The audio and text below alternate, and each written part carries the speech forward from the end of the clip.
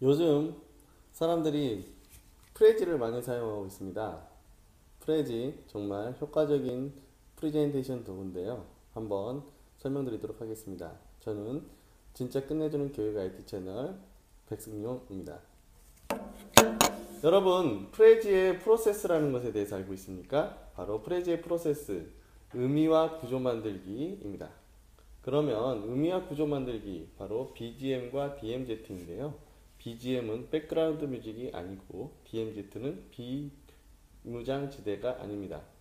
하나씩 알아보도록 할게요. 먼저 의미 만들기입니다. 의미 만들기란 과제를 정의하고 관련 자료를 수집하고 의미 있는 연결을 통하여 이야기를 구성하는 것입니다. 마치 우리가 모듈을 하나씩 합쳐졌을 때 커다란 제대로 된 그림이 나타나듯이 말입니다. 두 번째로는 구조 만들기입니다. 구조 만들기란 메시지 간의 이동, 줌 기능, 레이어링, 비주얼 매핑, 줌인과 줌아웃을 통해서 프레지에서 이야기의 구조를 만들어 나갑니다. 그러면 BGM에 대해서 말씀드리도록 하겠습니다. BGM이란 것을 들어가기 전에 이것을 한번 예시로 들어볼게요. 여러분, 할리베리라고 생각나십니까? 이분은 할리베리라는 사람인데요. 할리베리 하면 무엇이 떠오릅니까? 그 사람의 발 크기가 얼마인지, 손이 크기가 얼마인지, 그 사람이 나온 영화가 무엇인지 생각이 나십니까? 그렇습니다. 우리는 할리베리 하는 순간 이 얼굴을 떠오르게 되겠습니다. 바로 큰 그림을 먼저 그린다는 얘기죠. 우리 뚱뚱한 지갑 굉장히 거북스러운데요. 이 뚱뚱한 지갑을 줄이기 위해선 부피를 줄여야 됩니다. 그래서 동전 대신에 지폐를 들고 다니고 신용카드로 교체하거나, 그리고 그 포인트 카드는 어플리케이션을 이용해서 포인트 카드를 없애고 있습니다. 즉 부피 줄이기 위해서는 같은 속성끼리 묶음으로써 부피를 줄일 수 있는 그룹핑에 대한 이야기입니다. M은 메시지입니다. 메시지란 대화를 하듯이 이야기의 화제가 꼬리에 꼬리를 이어서 나아가는 것이 메시지의 핵심입니다. 바로 오프닝과 클로징이 중요하다는 이야기죠. 먼저 BGM의 빅픽처 이야기를 해드리겠습니다. 우리는 큰 그림을 그리는데 매우 익숙해져 있습니다.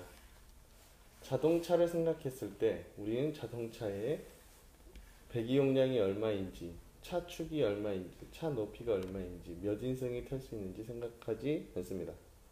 전체적인 빅픽처를 생각합니다. 사고의 흐름에 따라서 표현하게 되는 것입니다. 귀납적 전개 방식을 이용하지요. 잘 이해가 안 가시겠죠? 이렇게 생각을 하고 있다는 것입니다. 우리가 어떤 질문이나 주제를 던졌을 때 결론을 먼저 제시합니다. 그리고 이 결론이 도달하기 위한 근거 A와 B, C, 그리고 이 결론이 다시 나타남으로써 빅픽처를 강조하게 되는 구조입니다. 빅픽처의 이야기였습니다. 두 번째는 그룹핑입니다. 우리는 모든 전화번호를 외우지 못합니다. 그래서 덩어리로 묶어줘야 됩니다. 분류체계를 이용을 해서 직관적으로 이해시키고 그룹핑을 해주는 것, 그것이 프레이즈에서는 프레임이라는 것입니다. 바로 이 빨간 틀입니다. 그룹핑에 대한 이야기였습니다. 세 번째로는 메시징입니다. 기타 연주를 굉장히 잘하는 것을 보여줍니다. 그리고 그 기타 연주를 하지 못하도록 묶습니다. 그러면 기타 연주를 매우 잘하는 것을 본 묶인 사람은 기타 연주를 해보고 싶어 하겠죠. 그러면 아무것도 가르쳐 주지 않고 기타를 준다면 과연 그 사람도 기타를 멋들어지게 연주할 수 있을까요?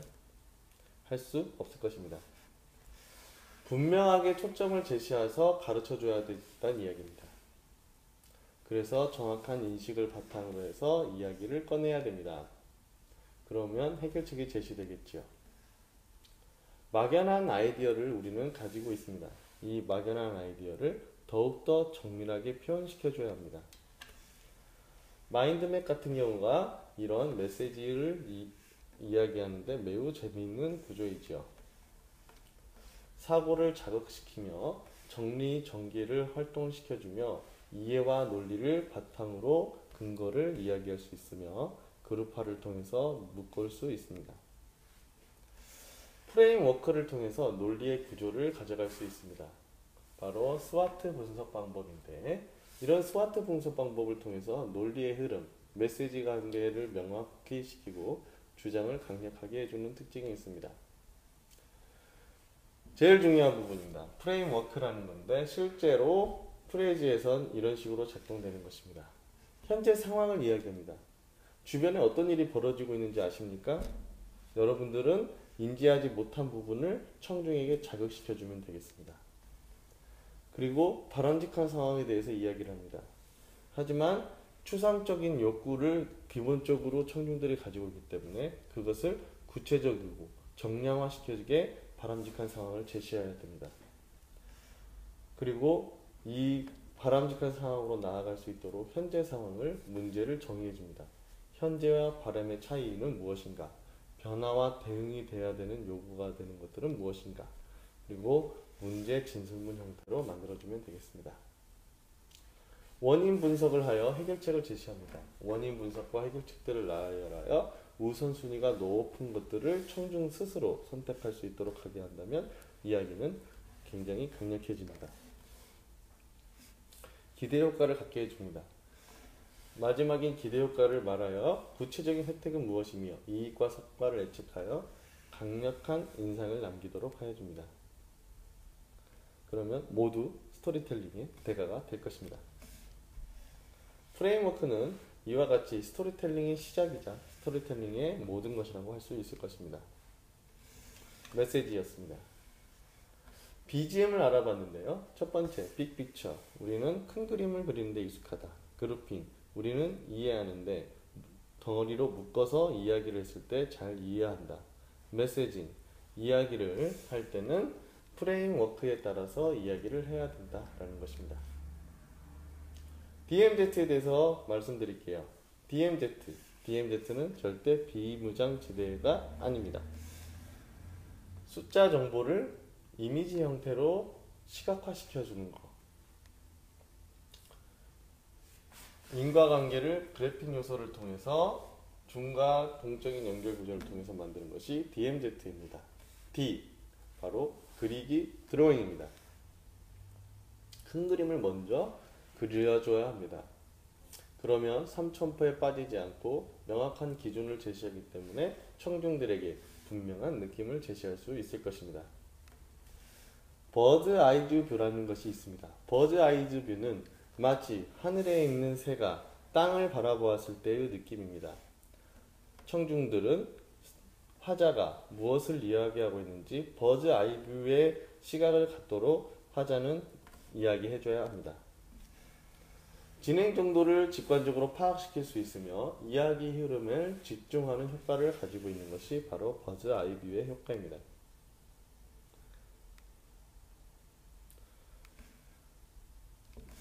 비주얼 매핑.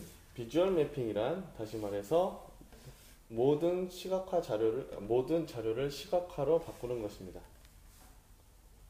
청중의 생각이 잡다했다고 해도 내 말이 그 말이야 라는 생각이 떠오르게 할 것입니다.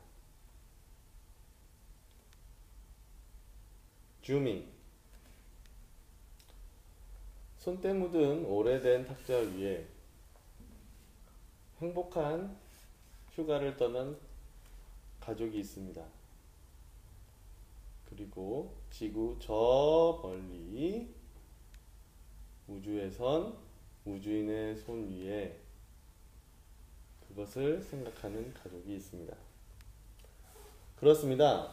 줌인이란 줌과 인아웃을 통해서 그림의 전체와 부분이 무엇인지 상대적인 개념을 보여주는 것입니다. 비례의 절대적인 개념을 표현하여 개체가 확장되면서 숨겨진 이야기를 전개하기도 합니다. 줌인과 줌아웃은 인과관계를 표현하는데 매우 효과적인 방법입니다. 줌잉에 대한 이야기였습니다. 이상 DMZ, 드로잉을 통해서 사람들이 시각화를 시켜야 되고요. 비주얼 매핑을 통해서 자료를 시각화해주며 줌잉을 통해서 이야기의 구조, 이야기의 인과관계를 표현할 수 있게 해줘야 합니다. 프로지의 프로세스, 빅픽처, 그룹핑, 메시징을 통해서 이야기의 논리를 확립시키고 DMZ, 드로잉, 비주얼 매핑, 줌인과 줌아웃을 통해서 이야기를 다이나믹하게 만들어 보십시오. 프레지가 그것을 가능하게 해줍니다. 이상 진짜 끝내주는 교육 IT 채널 백승용이었습니다. 감사합니다.